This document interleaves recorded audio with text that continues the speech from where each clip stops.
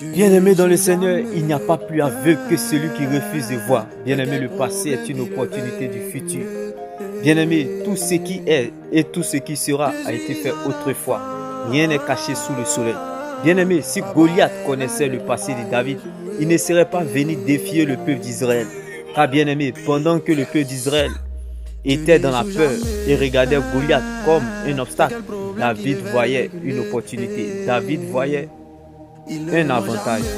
C'est pour cela, laisse-moi t'annoncer cette bonne nouvelle en ce jour. Bien-aimé, je dis à quelqu'un en ce jour, le passé est une opportunité du futur.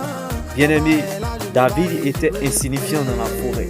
David était sans valeur. Bien-aimé, insignifiant.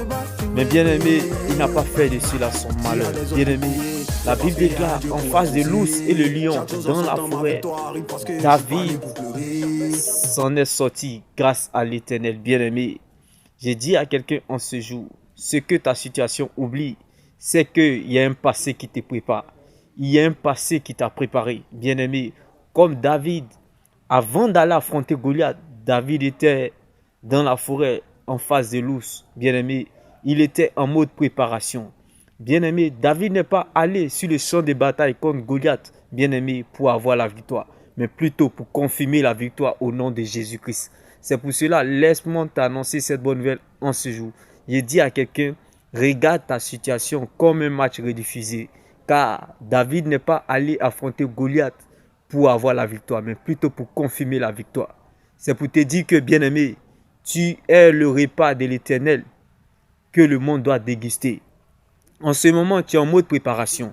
La situation dans laquelle tu te trouves, bien-aimé, c'est comme quelqu'un qui va au marché et il achète le poisson. Bien-aimé, le poisson, il ne le mange pas cru, mais il le prépare d'abord avant de le manger. Bien-aimé, ton passé, bien-aimé, t'a préparé. Bien-aimé, tu sais d'où Dieu t'a tiré, bien-aimé. Alors, si la Bible prend le risque de te révéler certaines choses et où elle t'emmène, prends le risque de croire qu'elle est capable de le faire et de t'accompagner jusqu'au bout. Bien-aimé, le passé est une opportunité du futur. Tout ce qui se fait et se fera a été fait autrefois. D'où le Seigneur t'a tiré hier, bien-aimé, est toujours plus supérieur au niveau dans lequel tu es confronté aujourd'hui. Bien-aimé, l'ours et le lion, bien-aimé, étaient plus dangereux que Goliath. Bien-aimé, David n'est pas parti affronter Goliath pour avoir la victoire, mais plutôt pour confirmer la victoire. Bien-aimé, car tout ce qui est, tout ce qui se fera a été fait autrefois. Rien n'est caché sous le soleil.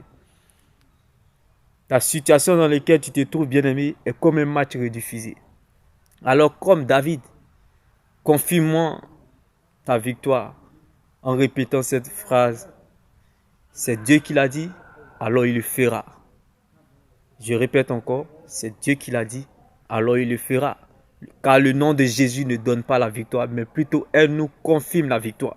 David n'est pas allé sur le champ de bataille contre Goliath pour avoir la victoire, mais plutôt pour confirmer la victoire au nom de Jésus-Christ. C'est pour cela qu'il a dit à Goliath, je viens contre toi au nom de l'Éternel, bien-aimé, pour confirmer la victoire.